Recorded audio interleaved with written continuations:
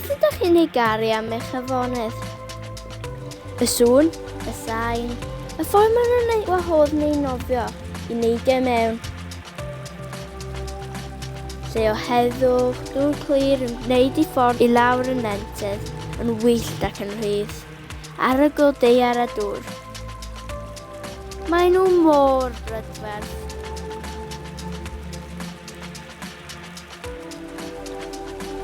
Pa anifeiliaid ydych chi wedi gweld yn eich afon lleol?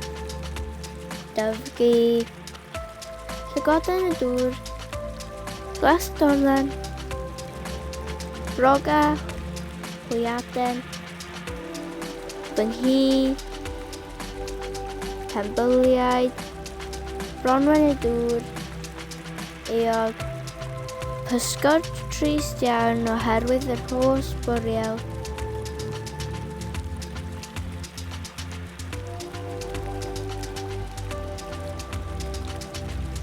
Sut gallwn ni ofalu am ein hafonydd?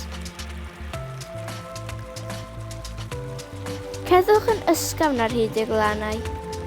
Casglus boreal a ddewid i beidio byth ag ados boreal ar ôl. Gronhewch nhw. Stopiwch bwmpio gwastraff mewn iddynt. Gnewch nhw'n brydferth eto. Ymunwch gyda'r tîm, bob un ohonom yn warcheidwad.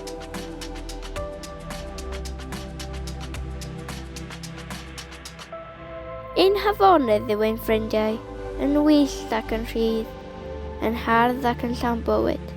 Gadewch i ni fod yn warcheidwad iddynt, eu hamddiffynwyr, eu llais.